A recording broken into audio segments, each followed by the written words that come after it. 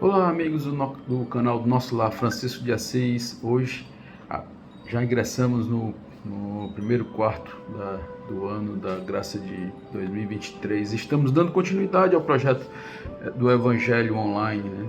Nosso objetivo é contribuir com um pouco de luz para nossos caminhos, assim como no nosso trabalho dentro de nossa instituição. Somos uma casa que nasceu para ser uma seara de amor, congregando e conclamando a todos que querem ser seareiros do Mestre Jesus, aprender e compartilhar o Evangelho na prática. Torna o nosso fardo mais leve e o jugo mais suave. Bem misericordioso se torna as nossas atividades e as nossas tarefas. Essa é a nossa proposta. Por isso convidamos vocês a todos, venham fazer parte de nossas atividades. Seja um voluntário, doe o seu amor, dedique-se na sua autotransformação. Aprendamos o quanto antes usar a caridade para aprender a amar. Conheça as nossas atividades. Contribua com o seu serviço. Doe seu tempo, sua paciência, suas virtudes, o seu amor. Ajude-nos a fazer o mundo um pouquinho melhor, a partir de sua própria melhoria e de sua própria transformação. Siga-nos no Instagram, @Nosso Lar Francisco de Assis. Se inscreva no nosso canal do YouTube, curta as nossas publicações, seja um sócio contribuinte. Esta nossa obra necessita de cada um de vocês.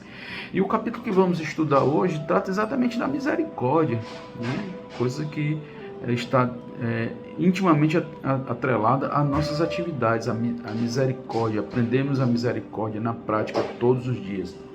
Capítulo 10, item 1 a 4 do Evangelho segundo o Espiritismo. Bem-aventurados os que são misericordiosos. Perdoai, para que Deus vos perdoe. Perdoai. Bem-aventurados os que são misericórdia, porque obterão misericórdia. Mateus 5:7. Se perdoardes aos homens as faltas que cometerem contra vós, também vosso Pai Celestial vos perdoará os pecados. Mas se não perdoardes aos homens quando vos tenham ofendido, vosso Pai Celestial também não vos perdoará os pecados. Mateus 6:14 e 15. Se contra vós pecou vosso irmão, e de fazer-lhe sentir a falta em particular a sós com ele. Se ele vos atender, tereis ganho o vosso irmão. Então, aproximando-se dele, disse-lhe Pedro: Senhor, quantas vezes perdoarei a meu irmão, quando houver pecado contra mim? Até 7 vezes? Respondeu-lhe Jesus: Não vos digo que perdoeis até 7 vezes, mas até 70 vezes 7 vezes. Mateus 18:15, 21 e 22. A misericórdia, irmãos, é o complemento da brandura, porquanto aquele que não for misericordioso não poderá ser brando e pacífico. Ele consiste no esquecimento e no perdão das ofensas. O ódio e o rancor denotam alma sem elevação, sem grandeza. O esquecimento das ofensas é próprio da alma elevada, que paira acima dos golpes que lhe possam desferir. Uma é sempre ansiosa, de sombria suscetibilidade e cheia de fel. A outra é calma, toda mansidão e caridade. Ai daqueles que diz, nunca perdoarei. Esse, se não for condenado pelos homens, sê-lo-á por Deus. Com que direito reclamaria ele um perdão de suas próprias faltas, se não perdoa as dos outros? Jesus nos ensina que a misericórdia não deve ter limites. Quando diz que cada um perdoe seu irmão, não 7 vezes, mas 70 vezes 7 vezes. Há, porém, duas maneiras bem diferentes de perdoar. Uma grande, nobre, verdadeiramente generosa, sem pensamento oculto, que evita com delicadeza ferir o amor próprio e a suscetibilidade do adversário, ainda quando este último nenhuma justificativa possa ter. A segunda é em que o ofendido ou aquele que tal se julga impõe ao outro condições humilhantes e lhes faz sentir o peso de um perdão que irrita, em vez de acalmar. Se estende a mão ao ofensor, não o faz com benevolência, mas com ostentação, a fim de poder dizer a toda a gente, vede como sou generoso? Nessas circunstâncias, é impossível uma reconciliação sincera de parte a parte. Não há aí generosidade. Há apenas uma forma de satisfazer ao orgulho em toda contenda. Aquele que se mostra mais conciliador, que demonstra mais desinteresse, caridade e verdadeira grandeza da alma, granjeará a simpatia das pessoas imparciais. Esse é o texto que está escrito no Evangelho segundo o Espiritismo, nos itens 1, 2, 3 e 4, do capítulo 10. Esse é o texto, eu narrei o texto. E eu gosto de começar com essa lição de São Vicente de Paulo, porque ele fala do amor, e essa é a lição maior existente na nossa tarefa. Todos os dias, em todo o Evangelho segundo o Espiritismo, você vai estar sob a lição do aprendizado do amor, do afastamento do egoísmo e do orgulho. Então, São Vicente diz assim: amai-vos uns aos outros, eis toda a lei, lei divina, mediante a qual governa Deus os mundos. O amor é a lei de atração para os seres vivos organizados. A atração é a lei de amor para a matéria inorgânica. Não esqueçais nunca que o espírito, qualquer que seja o grau de adiantamento, sua situação como reencarnado ou na erraticidade, está sempre colocada entre um superior, que o guia e aperfeiçoa, e o inferior, para o qual tem que cumprir esses mesmos deveres. Ou seja, São Vicente de Paulo diz que nós estamos num ordenamento, né? Ou seja, vai existir os superiores e os inferiores. E o nosso posicionamento é de aprender a amar a Deus sobre todas as coisas. É isso que ele nos diz. Então, para aprender a amar a Deus, ele diz ainda: sedes caridoso, praticando não só a caridade que vos faz dar friamente o óbolo que tirais do bolso, ao que vos ousa pedir, mas aos que vos leve ao encontro das misérias ocultas. Veja só, não é só tirar do bolso e entregar àquele que está necessitando, mas eu tenho que encarar as minhas misérias ocultas, aquelas que estão intrínsecas a mim, dentro, escondido, né? Esse é o objetivo da prática da caridade, né? Aquele que você abre o seu coração, e ao abrir seu coração você tem acesso direto às suas iniquidades, aquelas coisas que você precisa tratar e trabalhar, né? Ser brando e benevolente para com tudo que você seja inferior. Tudo que você seja inferior. Olha só a palavra de Vicente de Paulo, São Vicente de Paulo. Ser brando e benevolente para com tudo que lhe seja inferior. Ou seja, aquela pessoa ali veio com notícias malsãs, aquela pessoa que veio com a fofoca, o fuxico, querendo destruir ou quebrar a existência e a evolução de alguém, você tem que ser brando e benevolente, né? Ou seja, você tem que acessar essa pessoa da maneira mais amorosa possível. Nessa lição de Vicente Paulo, nós encontramos interpretação para a passagem do estudo do dia de hoje, né? Pois como terei a condição de perdoar se não consigo amar aos amigos e aos nossos inimigos? Como é que eu posso praticar a caridade se o amor ainda não está comigo, né? Então, tem um texto do livro Pão Nosso, de Emmanuel, que diz: quando intentas fazer o bem, é que o mal está contigo. Então, não é intentar, a gente tem que colocar em prática, a gente tem que ser a prática do bem constante em todas as nossas ações, nos nossos pensamentos, na nossa forma de agir, na nossa forma de julgar, né? A misericórdia passa por isso, a forma de julgamento. Como é que eu vou me comportar diante dessas pessoas que ainda não compreenderam ao Pai, né? Analisemos então o significado da palavra sedes misericordioso, né? Em que Mateus transcreve: bem-aventurados misericordiosos, porque eles alcançarão a misericórdia. Tenho certeza de que tempo virá para cada um de nós em que, a causa de doença ou fraqueza, pobreza ou desgraça, medidas opressivas impostas pelo homem, pela natureza, havemos de querer misericórdia. Hoje nós não queremos misericórdia porque hoje nós humilhamos os outros. Mas quando formos humilhados, quando formos os da vez a serem julgados, aí nós iremos querer misericórdia. Por quê? Porque nos sentiremos injustiçados, né, pelos demais. Então, por que não refletimos antes de querermos a justiça para nós, se todos os outros querem justiça também? Creio que a misericórdia é da própria essência do Evangelho, do Cristo Jesus. Mais do que uma crença, entendo que deva ser um exercício ininterrupto, um constante aprendizado de amor. Aqui não se trata de uma obrigação difícil, na medida em que a misericórdia nos trará um julgamento misericordioso. Também, essa é uma proposta evolutiva do Mestre Jesus, que nos convida à morte do egoísmo. Essa é a verdadeira morte, mas com a continuidade da vida, e vida em comunhão. Essa, a única capaz de não ser assaltada pelo larápio, única que não se corrói com a oxidação do tempo. Compartilhar a nossa própria vida implica em receber também a vida do outro. A nossa alma se alimenta dos bons pensamentos e dos bons sentimentos, pois não é apenas de pão e de água que nos alimentamos. Temos também as lições solidificadas, crísticas no Evangelho. Vejam que implementar as lições do Evangelho nas nossas vidas é maneira de não mais sucumbir à temida morte, pois morte devemos considerar apenas a da imperfeição. Nossa experiência terrena é cíclica e carece de compreendermos e divulgarmos a todas as pessoas do nosso círculo mais próximo, pois é a ação do Consolador prometido que nos trará conforto ao enfrentamento das nossas dívidas. E possuímos um credor implacável, incorruptível, que é a nossa própria consciência.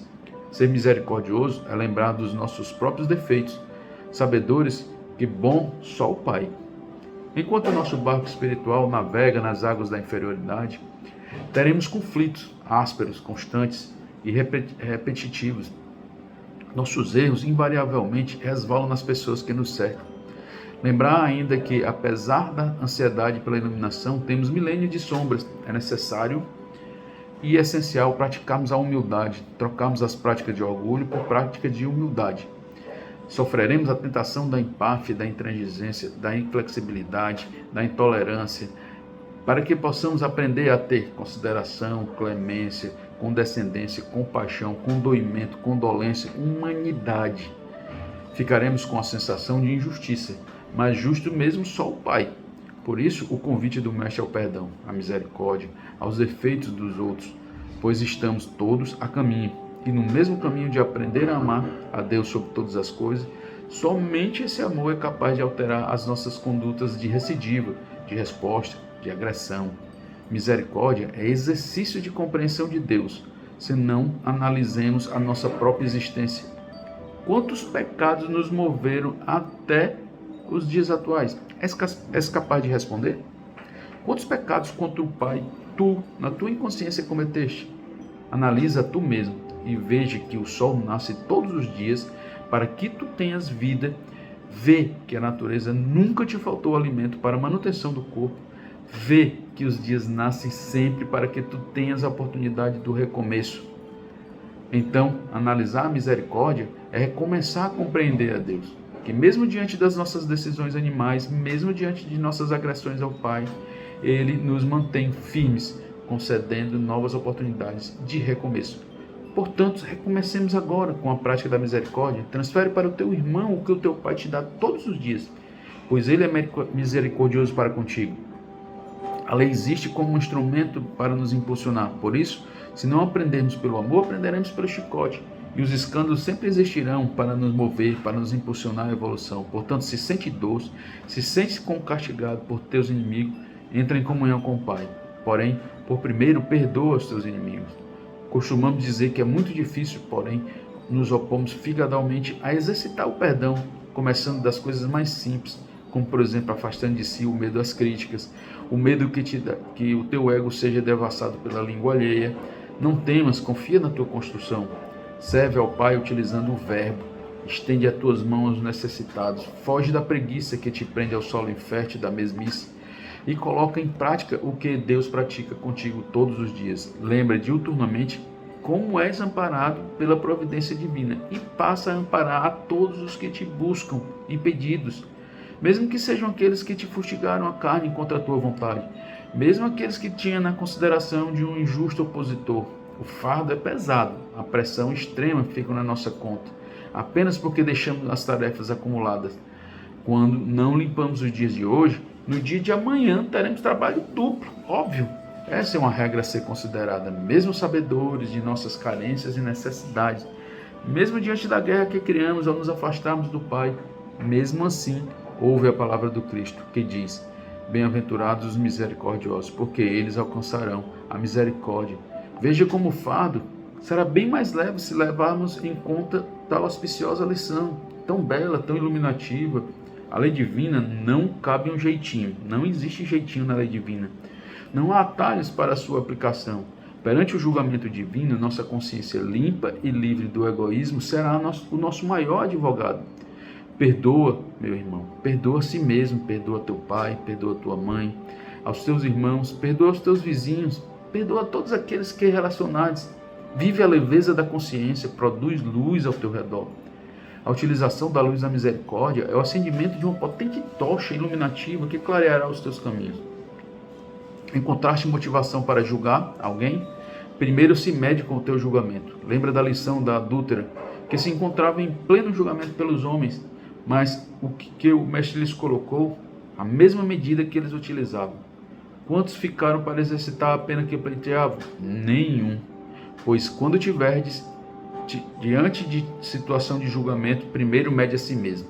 Analisa quais são os teus pecados primeiro, pois certamente terás uma trave nos teus olhos. Passamos por extremas turbulências na terra e uma grande parte desses conflitos coletivos passam por ausência completa dessa bondade, reprovação pelo egoísmo, guerras, desgraças entre os irmãos da evolução terrena. Com qual justificativa? Não há. Jamais existirá algo que justifique o egoísmo e o orgulho, mas sofreremos para aprender a comungar, a compartilhar, a perdoar, a incentivar o reinício nosso e daqueles que somos responsáveis. A misericórdia deve brotar nos nossos corações, não o perdão, senão o perdão pode significar apenas uma derivação do orgulho. Como assim, você me perguntaria? Muitas vezes a pessoa se lança a pronunciar o perdão, mas como um grilhão que enlaça o perdedor. Como um vencedor da guerra se esparrama sobre o espólio de guerra, pisando na cabeça do perdedor e afirmando com orgulho, batendo no peito: eu te perdoo. Mas quando fores misericordioso, que a tua mão direita não observe o que a esquerda está fazendo. Não alardeie as suas atitudes, simplesmente faz. Começar a fazer é necessário. Vem-me à mente uma parábola do mestre. Ora, havia um homem rico e vestia-se de púrpura e de linho finíssimo e vivia todos os dias regalado e esplendidamente. Havia também um certo mendigo chamado Lázaro que jazia cheio de lágrimas à porta dele e desejava alimentar-se com as migalhas que caíam da mesa do rico. E aconteceu que o mendigo morreu e foi levado pelos anjos ao seio de Abraão, e morreu também o rico e foi sepultado. E no Hades ergueu os olhos, estando em tormento, e viu ao longe Abraão e Lázaro no seu seio, e clamando disse: Pai Abraão, tem misericórdia de mim, e manda a Lázaro que molhe na água a ponta de seu dedo e me refresque a língua, porque estou atormentado nesta chama. Disse, porém, Abraão: Filho, lembra-te que recebeste os teus bens em tua vida, e Lázaro somente males, e agora este é consolado e tu atormentado. Então, essa lição é bem própria, e necessária para percebermos que o Cristo era a síntese da misericórdia. Sejamos, pois, como Ele, sejamos como o nosso guia, o utilizemos como nosso guia, Ele que nos guiará. Concluo, meus irmãos, convidando a todos os ouvintes a construir o reino de Deus dentro de vós. Por meio da misericórdia, aplicada diariamente, nos aproximemos daquelas pessoas para construir um mundo melhor. E o convite estende-se ao nosso lar Francisco de Assis. Venha para nós, venha trabalhar conosco. Aqui é uma área de aprender a misericórdia, aprender a amar na prática. Venha, junte-se a nós, só falta você para nos complementar. Deus é conosco, fiquem todos em paz e até o próximo vídeo. Muito obrigado.